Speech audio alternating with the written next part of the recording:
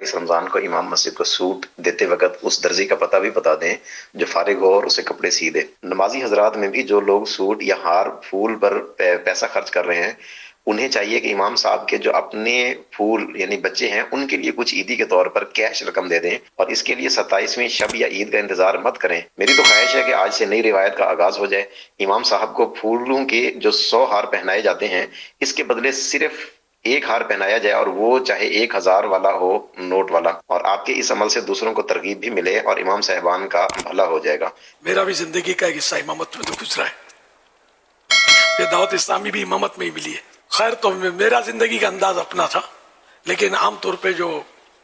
امام صاحبان ہوتے وہ ظاہر کہ اتنی آمدنی سب کی ہوتی نہیں ہے، تو یہ آپ کی بات بالکل صحیح ہے، بجا ہے کہ ان کو سوٹ بھی دینا چاہیے اور اچھی کوالٹی کا ان کو کپڑا دیں، اور سلا ہوا ان کو مل جائے تو مدینہ پھر گجرے پھول، اور یہ اچھی آپ نے مثال دی کہ ان کے بھی تو پھول ہیں، چھوٹے بچے واقعی ہوتے ہیں ان کے بھی، اور ان کو بھی نظر انداز نہیں کرنا چاہیے کہ بچوں کا بھی خیال رکھنا چاہیے۔ ہم اپنے بچوں کا خیال رکھتے ہیں تو ان کا بھی خیال رکھا جائے، تو ان کو بھی یعنی کہ عمدہ کپڑے پہننے کا شوق تو ہوتا ہوگا ظاہر بچوں کو، ان کو بھی پیش کیا جائے۔ بچوں کی امی تو آپ ڈائریکٹ نہیں ہو جانا بچوں کی امی سے، اگر ہمدردی کریں آپ تو اپنے بچوں کی امی کے ذریعے کوئی ترکیب بنا دیں۔ اب مٹھائی کے ڈبے، مسلے، اب آئیں گے تو مدینہ شریف ان دنوں سیزن ہے تو بعض لوگ آ کر عید یہاں کرتے، تو اب مسلح اٹھا کے لے آئے، خوبصورت رنگین تسبیح لے آئے۔ اچھا یہ سب ٹھیک ہے اپنی جگہ پر، لیکن امام صاحب مسلح کریں گے کیا یہ بتائیے؟ مطلب کیا امام صاحب دکان کھولیں مسلوں کی؟ کیا کریں؟ امام صاحب کو یہ چیزیں تحفے میں نہ دی جائیں، مسلے، مٹھائی کے ڈبے